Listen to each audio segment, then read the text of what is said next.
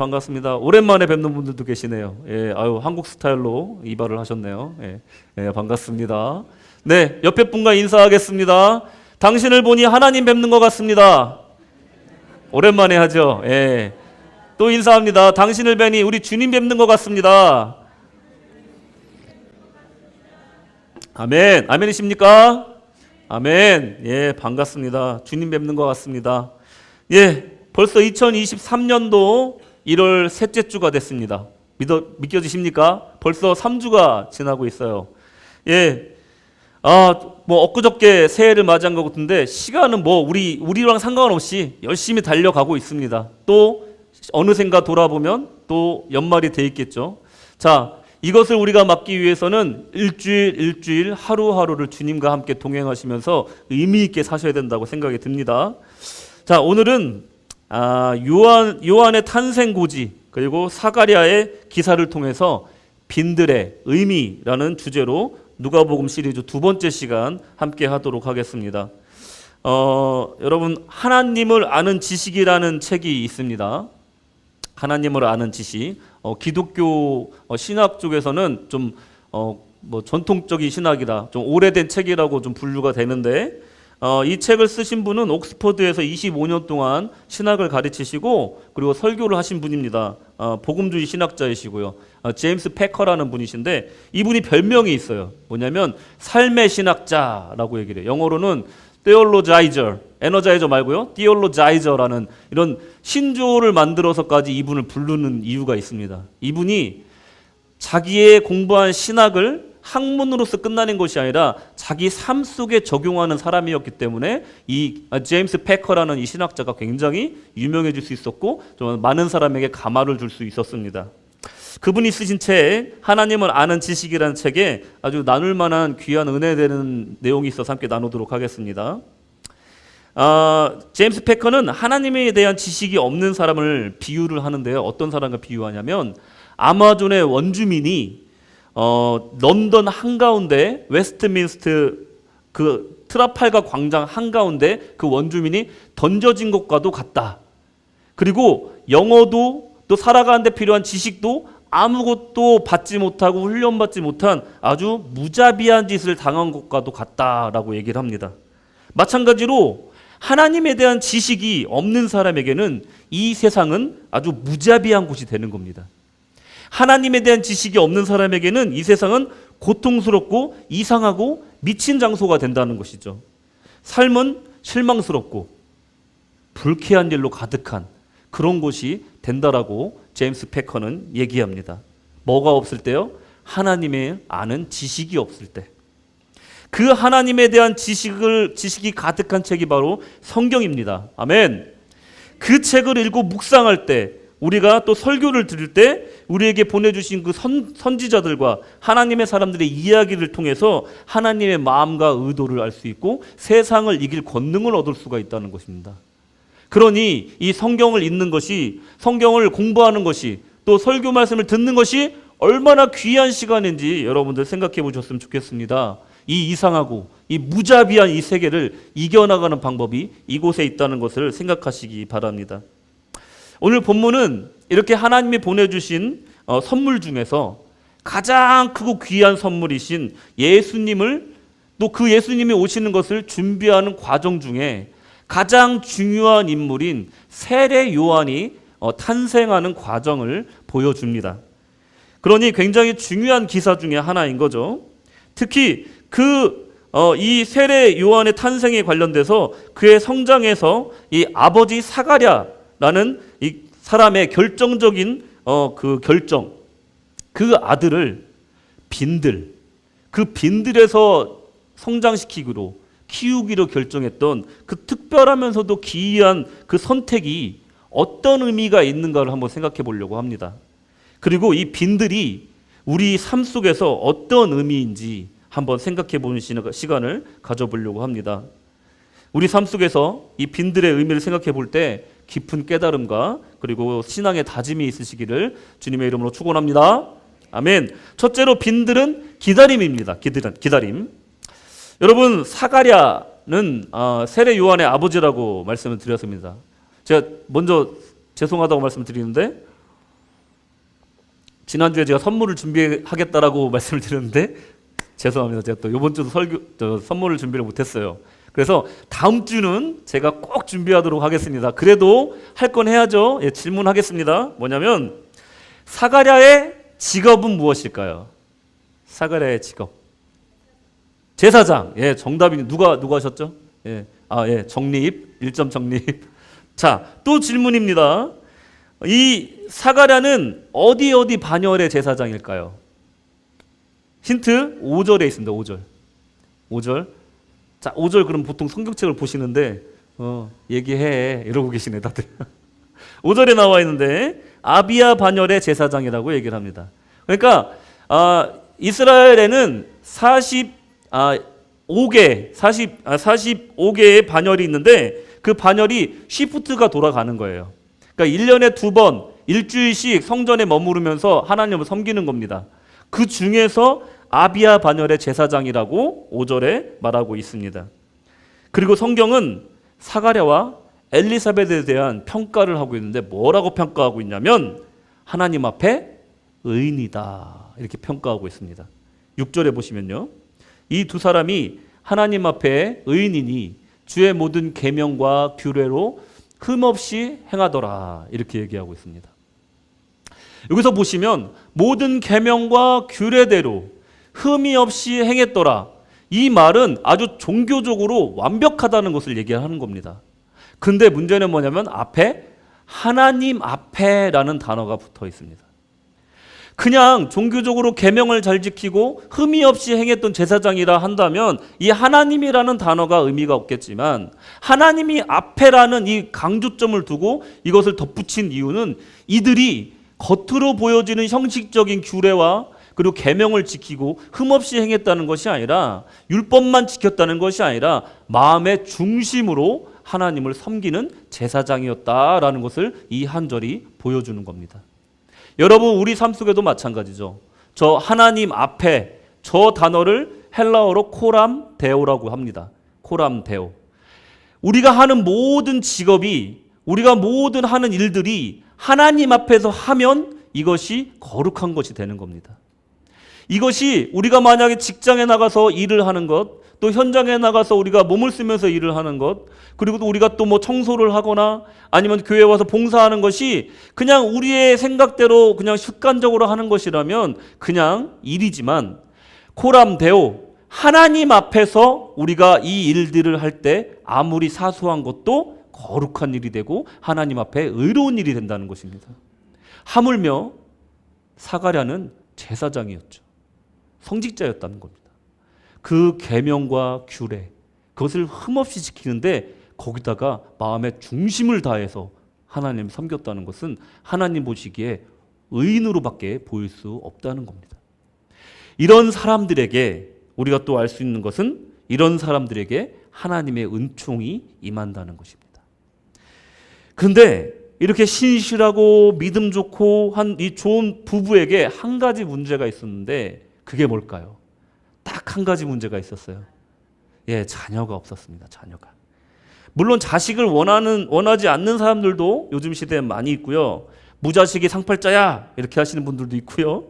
그리고 자발적으로 자식을 안 갖는 사람들에게는 이게 별로 문제가 되지 않지만 자식을 갖고 싶은데 못 갖는 사람한테는 엄청나게 큰 고통이라는 겁니다. 아무리 노력해도 자식이 안 생기면 그거만큼 고통스러운 것이 없다라는 것입니다. 사가랴와 엘리사벳은 오랫동안 이 자식을 위해서 자식을 달라고 하나님께 기도했던 걸로 보입니다. 13절에 보시면 너의 간구함이 들린지라 이렇게 얘기하고 있어요.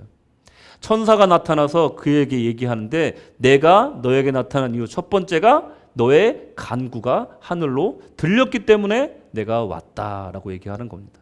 그러니 이 나이 많은 두 부부가 오래도록 기도하고 있고 아직도 포기하지 않고 기도하고 있는 제목 때문에 하나님이 천사를 보내셔서 그들에게 이제 은총을 베푸시겠다는 것을 이 기사를 통해서 보여주고 있는 것입니다. 오랫동안 자식을 위해서 기도하고 이제 시간이 너무너무 흘러서 정말로 응답을 받지 못해서 소망이 점점 사그라지고 그리고 그 열정도 사그라지고 그 간절함도 사그라지고 이제 나이도 많이 들었다고 7절에 나와 있습니다. 이렇듯 신앙생활을 잘하고 의롭게 살아가는 사람에게도 고난과 결핍이 있을 수 있다는 겁니다. 세상 사람들을 볼 때 예수 잘 믿으면 다 잘 된다며, 예수 잘 믿으면 모든 것이 형통한다면서 왜 너네들은 자식이 없냐, 이런 얘기 들었을 수도 있습니다. 예수 잘 믿으면 사업 잘 되고 부자 된다면서 왜 너네들이 형통하지 못하고 맨날 그렇게 힘들게 사냐, 이렇게 얘기할 수도 있습니다. 세상 사람들이라면 원망할 수 있습니다. 하늘에 대고 손가락질할 수도 있지만 신앙을 가진 사람들은 그 고난과 결핍을 묵묵히 참으며 끊임없이 기도의 줄을 놓지 않는다는 것을 사가랴와 엘리사벨을 통해서 우리가 배울 수가 있는 것입니다. 아브라함도요 100세의 아이를 가졌습니다. 노아도 자녀가 없어서 고생을 했고요. 이삭도 40세가 돼서야 쌍둥이 아들을 얻었습니다. 한나는 더 말할 나이가 없이 그 사무엘을 얻기 위해서 너무도 간절하게 기도했고 너무도 간절하게 기도하다 그 응답으로 사무엘을 얻게 되었습니다. 하나님은 이 고난과 결핍을 통해서 그들이 하나님을 더 의지하게끔 만드시고 하나님은 더 엄청난 것으로 그들에게 체험하게 하신다는 것을 우리는 성경의 기사를 통해서 알 수가 있습니다. 자, 빈들은 바로 이 소망 없는 곳이 빈들입니다. 빈들은 메마른 땅입니다. 빈들은 씨를 뿌리거나 경작을 하거나 추수를 하는 생명작용이 거의 없는 버려진 땅을 우리는 빈들이라고 부르고 가망 없는 땅을 빈들이라고 부릅니다. 마치 오래된 기도 제목 같고 오랫동안 응답받지 못한 잊혀진 기도와도 같은 것이 빈들이라는 겁니다. 내가 우리 남편을 전도하고 싶은데 몇십 년을 전도해도 이 사람이 바뀌지가 않고 나는 점점점 지쳐가고 내 아내를 전도하고 싶은데 이 신앙을 갖지를 못하고 한 번 교회를 오지 않는 그런 사람들을 볼 때 기도하는 사람이 지칠 수밖에 없습니다. 믿지 않는 가족들을 위해서 기도하다가도 어느 날 지치게 되는 경우가 있는 겁니다. 하나님, 저를 이렇게 사랑하셨고 하나님이 약속하셨는데 주 예수를 믿으라 그리하면 너와 내 집이 구원함을 얻으리라 이렇게 말씀하셨으니 내가 이 말씀 붙들고 기도했는데 언제쯤 응답해 주시겠습니까 하고 오랫동안 기도하면서 응답받지 못한 것들이 어떻게 보면 빈들과도 같은 기도 제목이라는 겁니다. 더 이상 소상의 가능성이 없어 보이는 메마른 상태를 상징합니다. 여러분들의 빈들은 무엇입니까? 우리의 결핍이 있는 곳에 빈들이고 우리의 열정이 잠자고 있는 상태가 빈들이라는 것을 여러분들 생각해 보시기 바랍니다. 저는 오늘 설교를 준비하면서 나의 빈들은 어딜까 한번 생각을 해봤습니다. 아마 28살, 29살, 뭐 상상도 안 가죠. 뭐 지금 나이로 20여 년 전이니까요. 그때였던 것 같습니다. 신학교를 졸업하고 나서 이제 사회로 나가고 이제 목회자의 길로 신대원을 가야 되는 그런 상황에 있을 때였던 것 같아요. 전환기였죠. 대부분의 나의 동기들은 뭐 교회 뭐 사역지를 찾아서 이력서를 내고 뭐 전도사가 되거나 부목사가 되는 그런 코스를 밟아가고 신대원을 들어가는 것을 그냥 당연한 걸로 여겼습니다. 어찌 된 일인지 근데 하나님께서는 저에게 그런 동기부여를 안 주셨어요. 목회자가 되는 것에 대해서 크게 매력을 못 느끼겠더라고요. 저렇게 교회에 갇혀서 예배드리고 또 그냥 장로교 목사로 평생을 섬긴다는 것이 귀한 일이긴 하지만 나는 아닌 것 같다라는 생각이 많이 들었어요. 그러면서 그럼 하나님, 제가 그러면 주님을 위해서 어떻게 봉사할까요? 하고 계속 기도할 때 하나님께서 두 말씀을 주셨는데 다니엘서 말씀하고 계시록 말씀을 주시더라고요. 많은 사람을 옳은 대로 이끈 자들은 하늘의 궁창의 별과 같이 비추리라 이 말씀을 주신 거예요.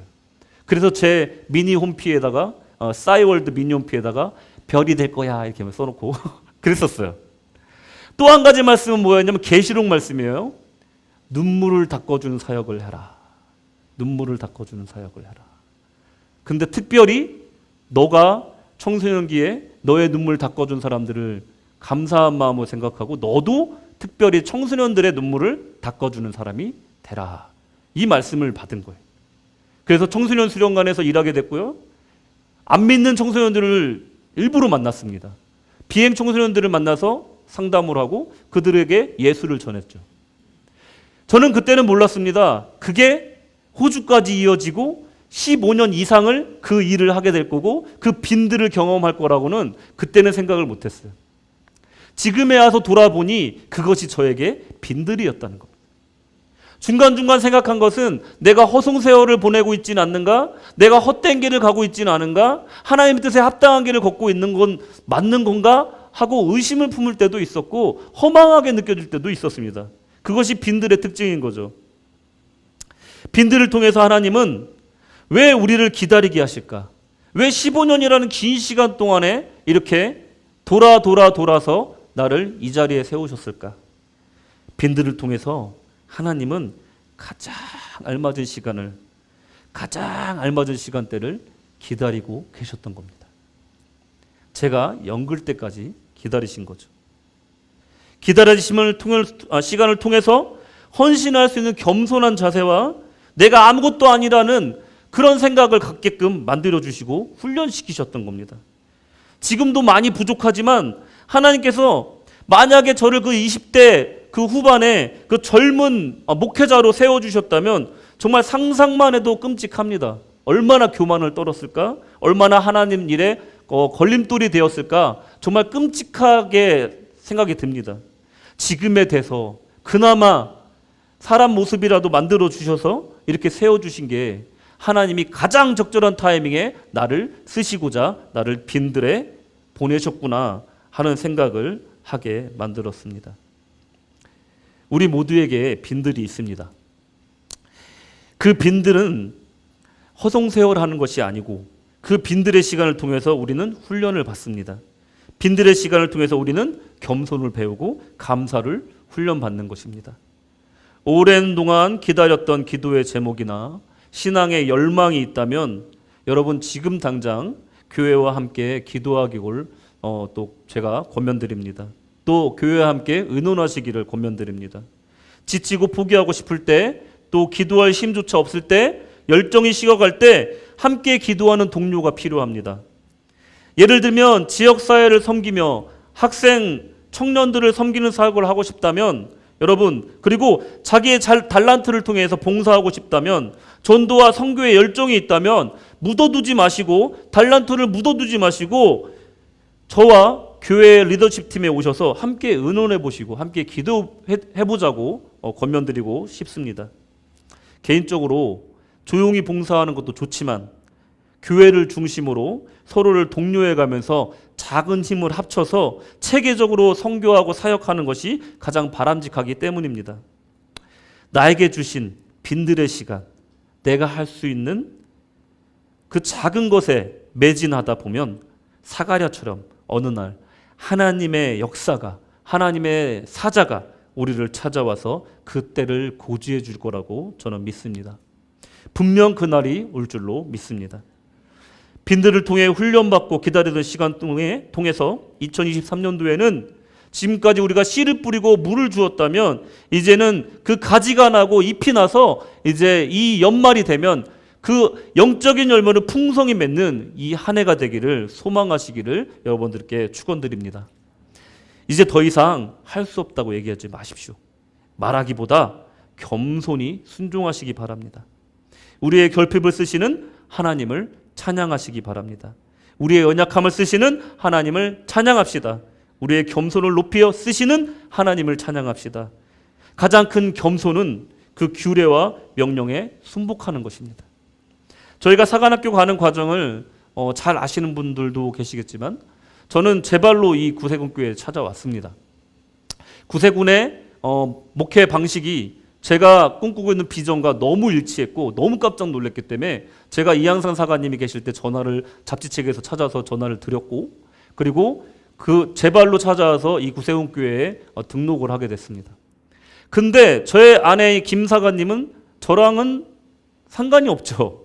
예, 그래 해 자기야. 자기가 찾던 사역이네 해 그랬는데 근데 자기도 같이 가야 된대. 뭐라고? 이렇게 된 거예요.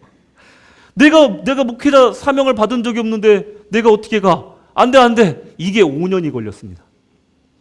5년이 되던 해에 강태석 사관님이 저에게 협박을 하셨습니다. 뭐라고 협박을 하셨냐면 올해 말까지 기도해보고 사관학교 안 가면 나 내년부터 당신네들 못 도와주니까 그렇게 아시오. 그러시는 거예요.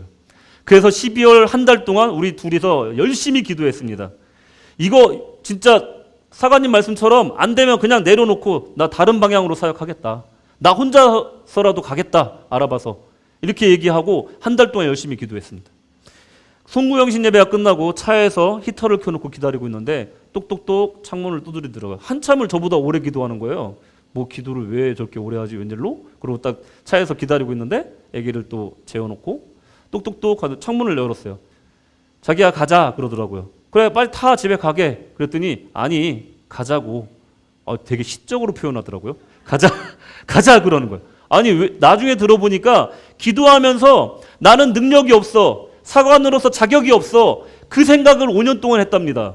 하나님의 사명이 없다라고 생각했대요. 근데 그날 한 달 동안 기도하면서 하나님이 계속 주신 메시지가 뭐였냐면 순종해라 이거였다고 합니다. 할렐루야.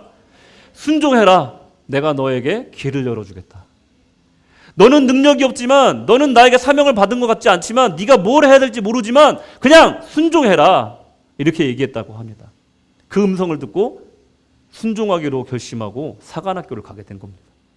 여러분, 하나님은 우리의 능력을 보지 않습니다. 우리의 여건을 보지 않으세요. 그저 우리의 충성됨과 우리의 순종을 보신다는 겁니다. 저는 지금도 사역을 떠나서 우리가 저 구세군 사관학교에 간 거에 대해서 정말 많은 성장이 있었고 많은 것을 배웠기 때문에 그것을 떠나서 보내주신 것만으로도 감사함을 느낍니다. 우리가 이 호주 사회에서 하나님을 섬길 수 있고 주님의 나라를 위해서 일할 수 있는 기회를 주신 것만으로도 감사를 드린다는 거죠. 그러니 순종하는 사람에게 하나님을 갈망하는 사람에게 하나님의 은총이 나타난다는 겁니다. 여러분들도 올해 한 해 못한다 말하지 마시고 하나님 앞에 하나님 제가 무엇으로 순종할까요? 말씀하십시오. 제가 여기 있나이다. 그것이 어떤 일이든지 간에 아무리 사소한 일이라도 하나님 제가 순종하겠습니다. 하나님 말씀해 주십시오 하는 그런 순종의 한 해가 되시고 영적인 열매를 맺으시는 한 해가 되시기를 하나님으로 축복합니다. 아멘. 두 번째로 빈들은 체험과 성장의 과정이다. 앞에서 사가랴가 천사 가브리엘을 만나고 보인 반응에 대해서 말씀을 드렸는데 그 오랫동안 해온 응답이 눈앞에 탁 나타났을 때 사람들은 어떻게 반응하느냐. 내가 오랫동안 기도하는 그 제목이 나타났을 때 와 하나님 감사합니다. 그냥 마냥 기뻐하느냐. 오늘의 기사를 보면 꼭 그렇지만은 않다는 거예요. 자, 사가랴가 천사가 그 메시지를 들고 왔을 때 반응을 한번 보겠습니다. 11절 12절 말씀. 주의 사자가 저에게 나타나 향단 우편에 선지라 사가랴가 보고 놀라며 무서워하니 이렇게 얘기하고 있습니다. 이상하죠? 매일매일 기도하던 제목이에요. 그리고 장소는요. 성막입니다. 성막. 제사장이 매일 들어가는 곳이에요. 그리고 성막이 무엇입니까? 또 분향단이 어디입니까? 성막 중에서도 지성소, 커튼 하나 사이로 분향단이 있는 거예요. 그 안에 말씀 언약궤가 있는 거예요. 지성소에는 하나님이 언제 오셔서 이상하지가 않은 장소가 지성소입니다. 하나님이 임재하는 곳이니까요. 분향단은 바로 커튼 하나 사이로 있는 곳이 분향단이에요. 제사장이 항상 거기다 분향하는 곳이라는 것이죠. 그러니 거기에 하나님이 나타나는 게 이상한 게 아니고 천사가 나타나는 것은 자연스러운 일이라는 겁니다. 그런데 사가랴는 놀라고 무서워했습니다. 맨날 기도하는 제목이 이루어졌는데 놀라고 무서워했다는 겁니다. 이게 무엇을 보여주냐면 사가랴는 신실한 제사장이었고 하나님 앞에 의인이었지만 하나님을 직접 만난 경험은 아직까지 없었다는 것을 보여주는 겁니다. 좋은 성도였고 좋은 목회자였는데 실질적으로 신앙의 체험이 없었다는 것을 말합니다. 이것은 사가랴를 비판하는 것이 아닙니다. 모든 성도들이 다 여기서 자유로울 수가 없다는 것을 말씀을 드리는 거예요. 아주 특별한 몇몇 사람이 방언을 체험하고 예언을 체험하고 신유를 체험한다고 해서 그 사람들만 특별한 것이 아니라 그것을 통해서 하나님의 귀한 나라를 인정하고 체험하는 것이 중요하다는 거예요. 우리는 어떤 체험을 갖고 있느냐? 사가랴를 통해서 우리가 볼 수가 있는 겁니다. 제사장이었는데요.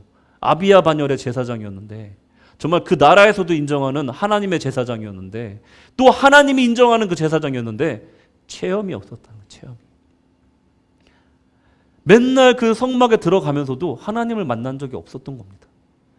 백성들의 기도를 대신해주고 백성들의 분향을 대신해주는 종교 지도자로서, 성직자로서는 훌륭했을지 모르지만 이제 그에게 필요한 것은 체험이었다는 겁니다. 놀라고 무서워한 이유가 바로 거기에 있었습니다. 주의 사절을 보고 놀라는 반응은 어떻게 보면 신약 성경에서는 굉장히 공통된 반응이에요. 마리아도 천사를 보고 놀랬습니다. 요셉도 마찬가지죠. 그런데 아브라함은 달랐습니다. 아브라함은 마물의 상수리 나무 앞에 있는 세 명의 주님의 사자를 보고 즉각적으로 그분들을 모셔다가 대접하려고 합니다. 놀라지 않죠. 무서워하지 않습니다. 그저 대접하려고 합니다. 왜냐하면 하나님의 음성을 듣는 사람이었기 때문에, 하나님을 직접적으로 만나는 아브라함이었기 때문에 그 하나님의 사자들이 무섭거나 두렵지 않았다는 겁니다. 이렇게 항상 하나님과 동행하는 사람과 하나님을 이제 하나님의 그 놀라운 체험을 한 사람은 이렇게 차이가 있다는 겁니다. 교회에는 매주 나오지만 막상 하나님과의 관계, 친밀도를 얘기할 때는 조금 갸우뚱하게 되는, 또 인생의 중요한 선택을 할 때, 그리고 어려운 일을 당할 때 누구의 말을 듣고 그 선택을 하고 어떻게 그 고난을 이겨나가는지를 보면 그 사람이 하나님과 얼마나 밀접한 관계인지를 알 수 있다는 겁니다. 내가 어려움을 당할 때, 또 선택하기 어려운 순간에 즉시 무릎을 꿇고 하나님께 물어보는 사람이 하나님과 친밀한 사람이라는 겁니다. 그러니 그것을 통해서 받은 응답이 체험이라는 겁니다. 그것을 통해서 역사하신 하나님을 만나는 것이 체험이라는 겁니다. 이것을 통해서 우리 신앙이 성장해 나가는 것이지, 교회에서 예배드리는 횟수가 우리를 성장시킬 수가 없고요. 우리가 기도하는 기도의 시간이 얼마나 긴지가 우리를 성장시킬 수가 없는 겁니다. 그리고 성경책을 수천 번을 읽더라도 그 성경책이 내 삶 속에서 역사하지 않는, 또 역사하지 않는 그 삶이라는 것은 성경이 힘을 발휘할 수 없는 무용지물과도 같다는 겁니다. 테올로자이저가 되려면 그 성경에서 하나님이 말씀하시는 그 음성을 가지고 하루하루를 살아가야 되고 그 방향에 맞게 나아가야 된다는 겁니다. 그리고 신앙은 하루아침에 생기지가 않습니다. 성장한다고 말합니다. D.L. 무디는 이렇게 말합니다. 나는 믿음을 달라고 기도했다. 그리고 믿음이 어느 날 하늘로부터 번개같이 뚝 떨어질 거라고 기대했다. 그러나 믿음은 그렇게 오는 것이 아니었다. 그러던 어느 날 로마서 10장 17절 말씀을 읽었다. 믿음은 들음에서 나고 들음은 말씀에서 온다. 말씀을 보고 지금까지 내가 성경책을 덮어놓고 믿음을 위해서 기도했던 어리석음을 깨달았다. 이제 나는 성경을 공부하는 동안 내 믿음이 줄곧 자라나기 시작하는 것을 깨달았다. 믿음은 어느 날 갑자기 성령 받고 번뜩이면서 오는 것이 아니라는 것입니다.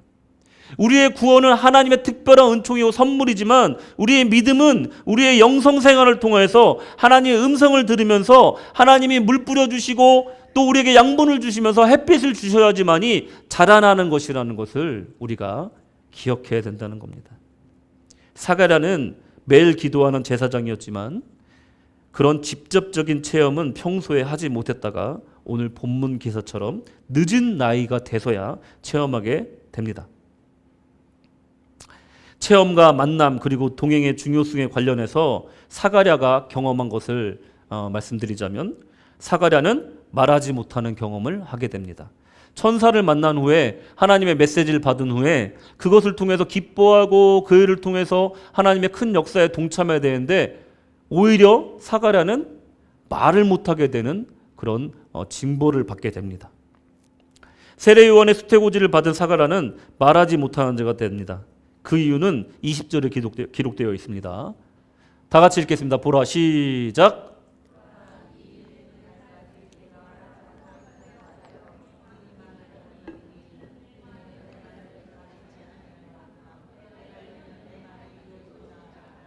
아멘. 왜 말을 못하는 자가 됐다고 나와 있나요? 내 말을 내가 믿지 아니함. 이 역사는 사도 바울도 비슷한 역사를 경험하게 됩니다. 사도행전 9장 8절. 다 같이 읽겠습니다. 시작.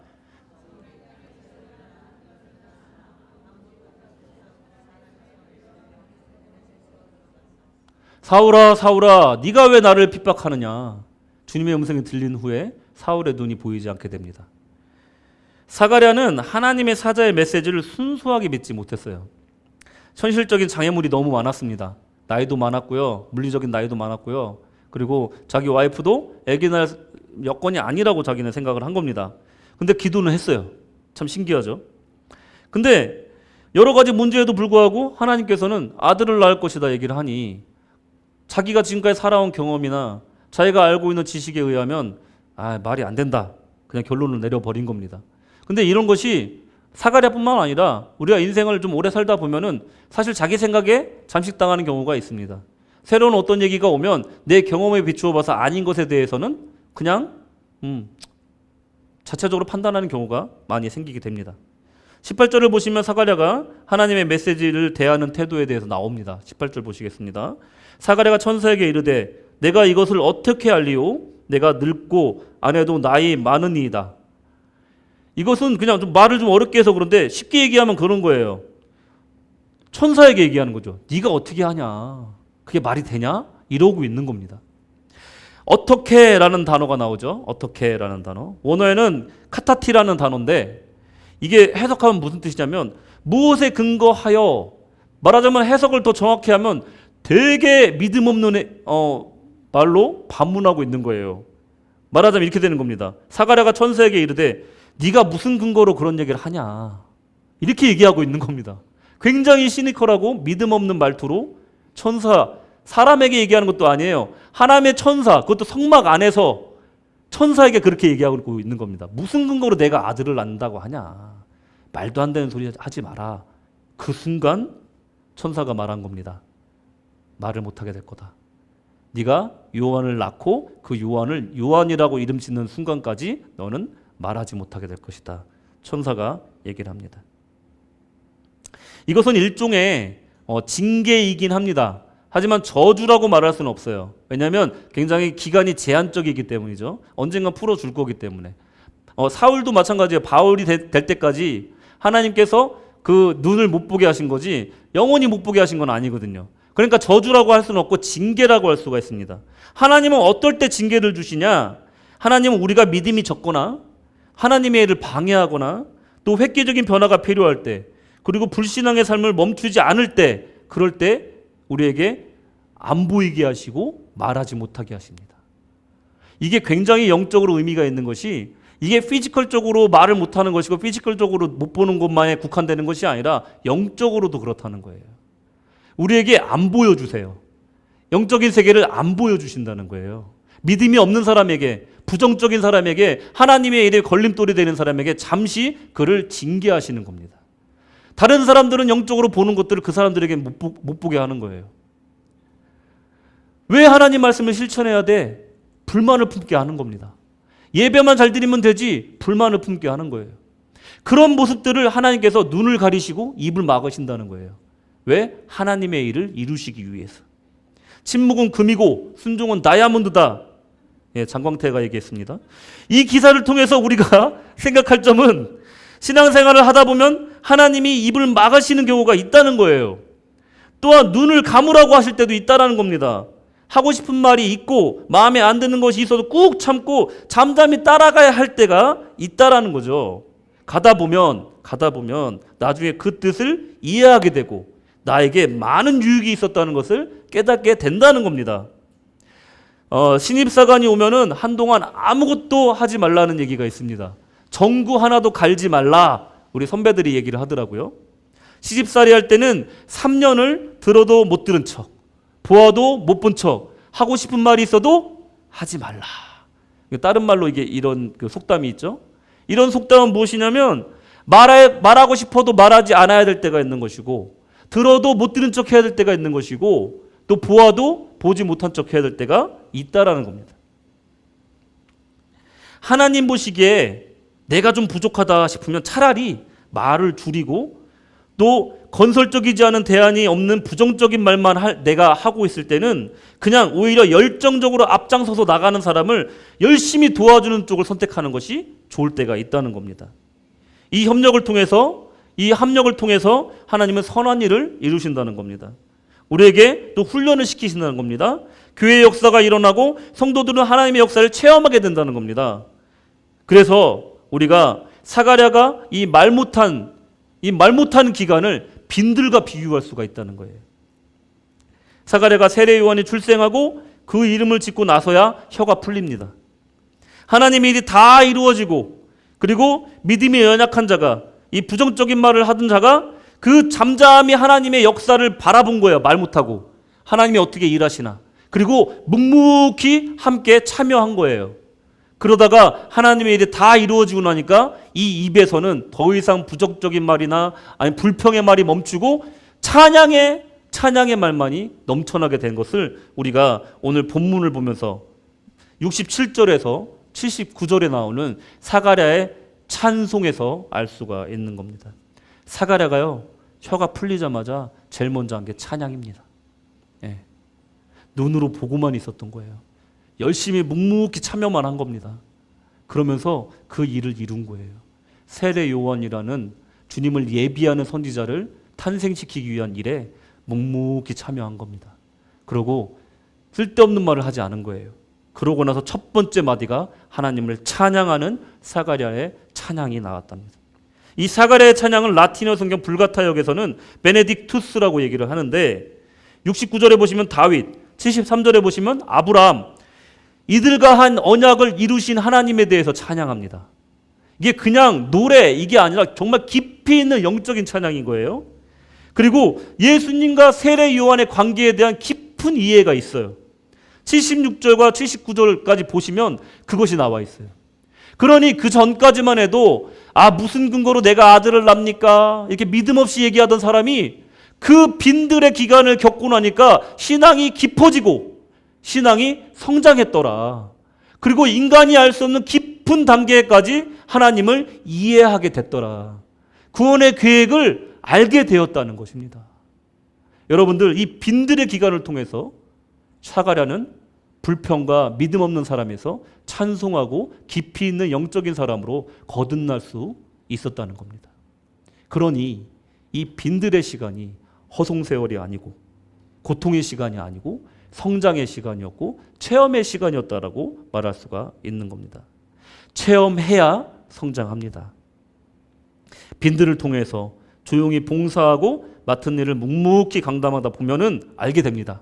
아하 모멘트가 온다는 거예요. 아하, 이게 하나님의 뜻이었구나.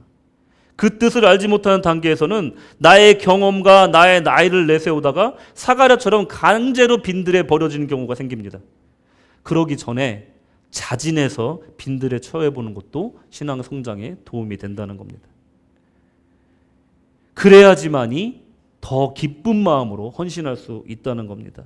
사가님이 시켜서요. 내가 부교니까요. 어쩔 수 없이 이 일을 합니다. 이게 아니고요. 하나님이 나에게 이것을 하시기를 원합니다 하는 것부터 시작해야 나의 모든 사역들이 기쁨이 된다는 겁니다. 아무리 어려워도요 흔들리지 않는다는 거예요. 누가 뭐라고 하든지 간에 누가 부정적인 얘기를 해도 그냥 묵묵히 그 자리를 지키게 된다는 겁니다. 하나님이 내게 무엇을 원하는가를 듣는 시간이 바로 빈들의 시간이라는 겁니다. 1월달이 참 좋습니다. 조용히 분주한 것들을 내려놓고 내가 올 한 해는 주님 안에서 어떻게 살까? 내가 우리 주님을 위해서 올 한 해는 무엇으로 봉사할까? 기도하면서 조용히 빈들로 보내는 것도 좋다고 생각을 합니다. 1월달은. 결론입니다. 결론은 빈들을 만들자. 오늘 본문을 다시 보시면 아이가 자라며 심령이 강하여지며 이스라엘에게 나타나는 날까지 빈들에 있느니라. 이거 요즘 시대로 말하면 이거 아동학대죠? 아이를 왜 빈들에서 키웁니까? 가장 좋은 환경에서 키워야죠. 그런데 그럴 수밖에 없었던 사가랴의 환경이 있었다는 것을 우리가 이해를 해야 됩니다. 지금은 그러면 안 됩니다. 어디 우리 아들을 세례 요한처럼 키울 거야. 그래서 막 저기 아웃백 데리고 가서 막 하다 보면 뱀 물립니다. 조심하십시오. 막 텐트 쳐놓고 사시면 안 돼요. 그럼 제가 신고할 거예요. 자, 세례 요한은 어린아이 때부터 그 앞으로 활동하게 될 빈들, 즉 광야에서 자라나게 됩니다. 양육받는 거죠. 이 공적인 사역을 시작할 때까지 사가랴는 그 아들을 성전에서 착실하게 제사장 교육을 시킬 수도 있었지만 그가 선택한 교육 장소는 성전이 아니고 빈들이었습니다. 굉장히 의미가 깊어요. 이 결정을 이해하기 위해서는 그 시대를 이해해야 됩니다. 말라기 이후에 오랫동안 하나님의 말씀이 없었어요. 450년 정도 세례 요한이 나타나기 전까지 이스라엘은 암흑기였습니다. 하나님의 음성이 없던 시기를 450년 정도를 겪은 거예요. 그러니 말라기 이후에 첫 번째 선지자가 세례 요한인 겁니다. 이 선지자를 키우기 위해서는 성전이 적합한 곳이 아니었다라고 사가랴는 판단한 겁니다. 왜냐하면 말라기서 1장 10절 보시면 다 같이 읽겠습니다. 시작.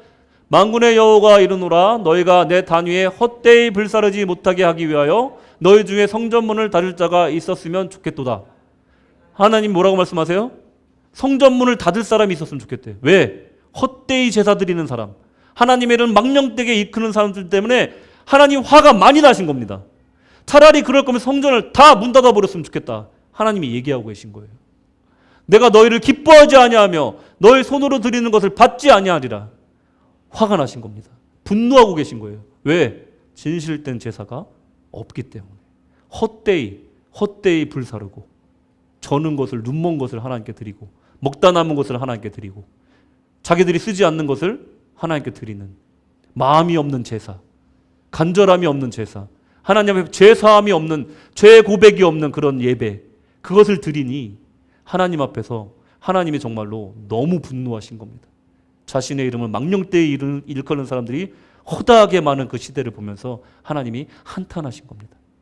입을 닫으신 겁니다. 선지자를 더 이상 안 보내주신 거예요. 그 시대에, 사가랴 시대에는 어떻겠습니까? 절정에 이른 겁니다. 절정에.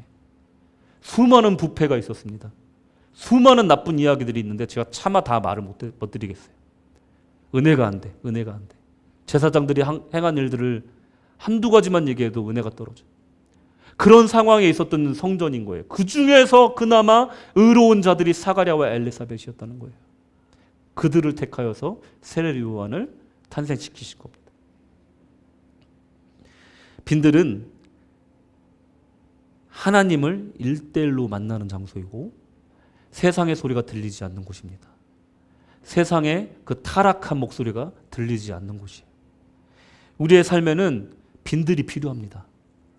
닳고 다른 삶 가운데 세상이 가는 방향대로 흘러가는 삶이 아니라 한 번은 역류하는 시간이 필요하다는 거예요. 역류해서 그 개울가 중간 어딘가 구석에서 하나님을 부르짖고 하나님께 의뢰하는 그 시간이 필요하다는 거예요. 다시 또 흘러갈지언정 하나님 앞에 이 시간이 꼭 필요하다는 겁니다. 교회에 오셔서 기도하시기를 권면합니다. 꼭 예배 있는 시간이 아니어도 좋습니다. 밤 시간에 하나님을 1대1로 만날 수 있는 시간에 하나님과 정말 조용히 교제할 수 있는 그 시간에 교회에 나오셔서 기도하시기를 권면드립니다. 그게 안 되는 분들은 집에서도 기도하시기 바랍니다. 게스트룸이 돼도 좋고요. 게라지가 돼도 좋습니다. 공간을 만드십시오. 기도 공간을 만드시고 기도 시간을 구분하십시오. 5분이 돼도 좋고요. 10분이 돼도 좋습니다. 그 기도가 주기도문을 조용히 읊는 것이 될 수도 있고 조용히 묵상하는 기도에도 좋습니다. 하나님의 음성을 듣는 시간을 꼭 만드시기를 간청드립니다. 영성은 의식적으로 하나님을 찾는 행위입니다. 우연히 들려오는 소리에 이리저리 흔들리는 바람에 나는 겨와 같은 삶이 아니라 세상의 소리, 친구의 소리, 누군가의 소리에 좌지우지되는 그런 삶이 아니라 의식적으로 하나님을 찾는 것이 영성입니다. 그리고 의식적으로 하나님께 귀 기울이는 것이 영성입니다. 우리는 우연히 들려오는 그 소리에 우리 인생을 맡길 수가 없습니다. 우연히 하나님을 만나는 것이 아니라 의도적으로 구분된 그 시간에, 구분된 그 공간, 그 빈들에서 하나님을 찾으시기를 축원드립니다. 그럴 때 하나님이 우리 속에 선한 일을 시작하십니다. 빌립보서 1장 6절 보시면 너희 속에 착한 일을 시작하시니가 그리스도 예수의 날까지 이루실 줄을 우리가 확신하노라. 빈들을 가진 자, 빈들의 시간을 가진 자들에게는 하나님께서 선한 일을 시작하시는데 언제까지요? 예수의 날까지 그들을 지키시고 인도하신다는 겁니다. 그날까지 우리가 믿음을 지키고 주님과 동행하기 위해서는 이 빈들의 시간이 필요하고 하나님이 선한 일을 시작하실 수 있는 그 공간이 필요하다는 것입니다.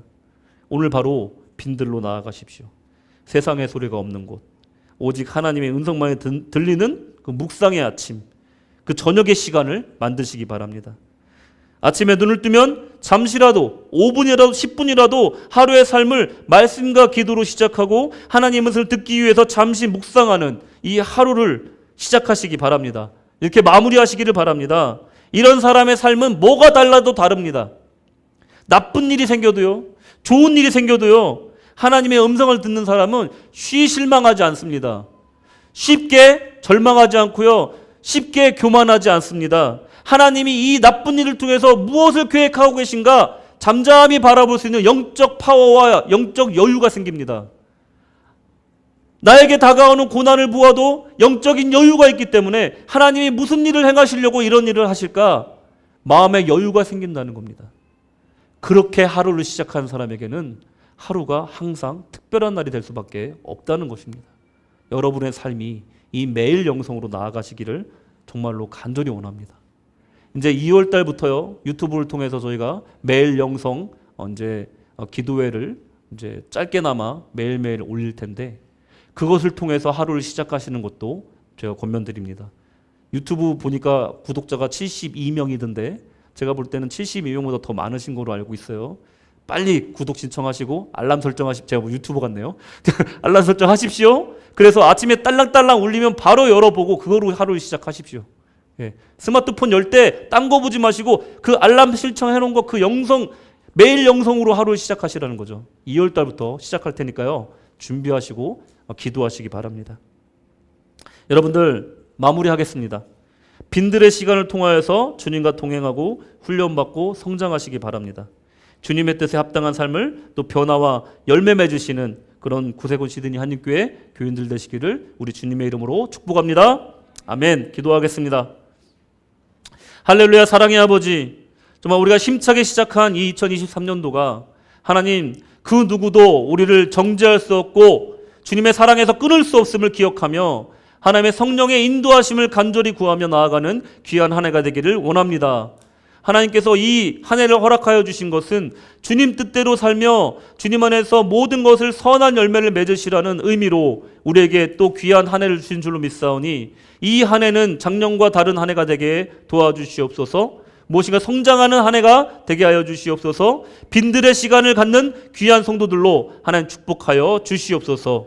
주께서 함께 하시기를 간절히 원하며 우리의 행복과 우리의 모든 영혼의 평안을 주시는 귀한 예수님의 이름으로 기도드렸습니다. 아멘. 모두 일어나셔서 찬양하시겠습니다.